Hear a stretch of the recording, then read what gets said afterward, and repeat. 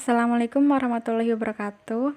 Perkenalkan, kami dari kelompok 4 yang beranggotakan Aprilianti Nurhasanah, Dwi Oktaviani, dan Eli Afifah. Di sini kami akan mempresentasikan mata kuliah Psikologi Sosial dengan judul Proses Terjadinya Interaksi Sosial dengan dosen pengampu Bapak Lutfi Nur Ihsan Mahendra MPDI. Oke, langsung saja kita ke materinya, yaitu pengertian interaksi sosial. Sebelumnya kami akan menjelaskan terlebih dahulu pengertian dari proses sosial. Nah, proses sosial adalah cara manusia berinteraksi dengan bentuk atau sistem yang membawa pengaruh timbal balik terhadap manusia itu sendiri. Proses sosial selalu diawali dengan proses interaksi. Artinya, proses sosial tidak bisa berjalan tanpa adanya interaksi sosial. Nah, interaksi sosial itu adalah hubungan timbal balik antara individu dengan individu maupun kelompok atau kelompok dengan kelompok. Apabila dua orang bertemu, interaksi sosial dimulai pada saat itu, yang berupa saling menegur, berjabat tangan, dan saling berbicara. Sebenarnya, manusia sejak lahir sudah berhubungan dengan manusia yang lainnya. Bayi misalnya, yang harus diajari cara berjalan, kemudian belajar berbicara, belajar membaca, dan sebagainya. Aktivitas itulah yang dikatakan sebagai bentuk interaksi sosial. Di sini ada beberapa pengertian interaksi menurut para ahli. Ada dari Gilin, Masionis, Humans, Bloom, and Zelnick. Yang pertama itu menurut Gilin.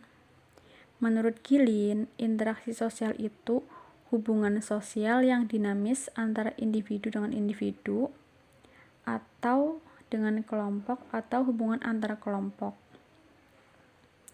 Hubungan ini tercipta karena pada dasarnya manusia itu tidak bisa hidup tanpa orang lain. Jadi kita itu berinteraksi, berhubungan dengan orang lain.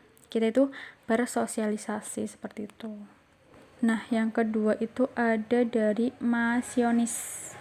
Nah, menurut Masionis, interaksi sosial itu adalah hubungan aksi dan reaksi seseorang dalam hubungannya dengan individu atau kelompok lain. Kita ambil contoh seperti ini. Reaksi dan aksi seseorang dalam hubungannya dengan individu atau kelompok lain. Misal, kelompok 1 melakukan presentasi kepada kelompok yang lain. Nah, itu bisa dikatakan sebagai interaksi sosial.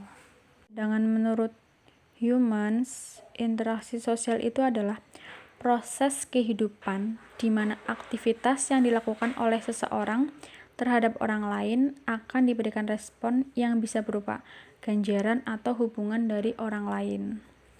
Yang terakhir itu menurut Bloom dan Zelnick. Interaksi sosial adalah proses yang dilandasi oleh kesadaran adanya orang lain dan seseorang tersebut memerlukan respon terhadap tindakan orang lain.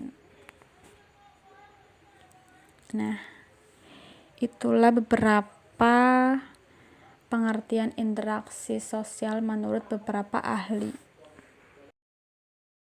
Adapun ciri-ciri interaksi sosial, yaitu yang pertama, jumlah pelaku lebih dari satu orang. Ini dikarenakan interaksi itu membutuhkan aksi dan reaksi. Nah, tindakan tersebut harus direspon oleh orang lain supaya bisa dikatakan sebagai bentuk interaksi. Yang kedua yaitu adanya komunikasi menggunakan simbol-simbol tertentu. Simbol yang paling umum adalah bahasa. Jadi kita misal ngobrol dengan teman kita.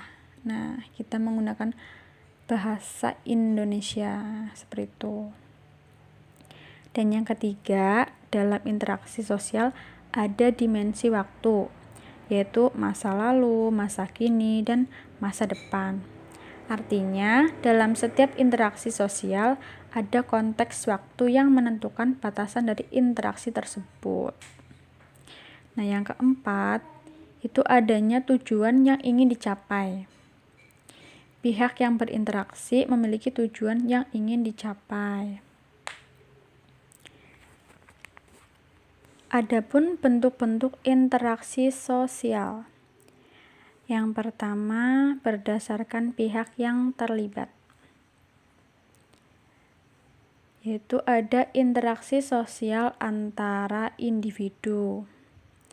Yaitu interaksi yang terjadi di antara dua individu secara timbal balik dan saling mempengaruhi satu sama lain untuk mencapai tujuan tertentu. Yang kedua, ada interaksi sosial antara individu dengan kelompok, yakni berupa interaksi yang terjadi antara individu dengan kelompok ataupun sebaliknya, antara kelompok dengan individu, di mana dalam interaksi tersebut, baik individu maupun kelompok yang bersangkutan itu memiliki tujuan masing-masing. Nah, yang ketiga, interaksi sosial antar kelompok, yaitu berupa interaksi antara kelompok dengan kelompok lainnya yang saling mempengaruhi satu sama lain secara timbal balik dengan tujuan tertentu. Nah, yang selanjutnya itu ada yang berdasarkan sifatnya. Berdasarkan sifatnya itu ada interaksi primer dan interaksi sekunder. Interaksi primer itu interaksi sosial yang terjadi pada lingkungan yang utama, yakni lingkungan keluarga dan juga lingkungan teman sebaya. Sedangkan interaksi sekunder itu interaksi sosial yang terjadi atau berlangsung pada lingkupan yang lebih luas, yakni lingkungan masyarakat.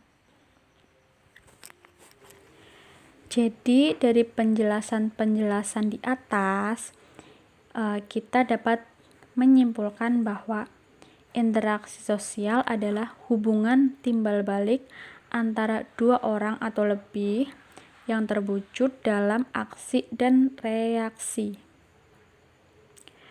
Dan proses interaksi itu baru akan terjalin ketika terdapat individu yang berinteraksi dengan individu lain. Misal saya berinteraksi dengan teman saya. Nah, itu namanya interaksi sosial. Interaksinya itu bisa berupa berbicara, berjabat tangan, atau saya menyapa teman saya, seperti itu.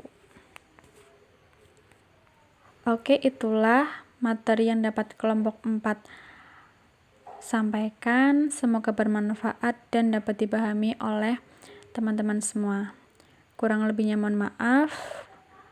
Wabillahi taufiq wal hidayah. Wassalamualaikum warahmatullahi wabarakatuh.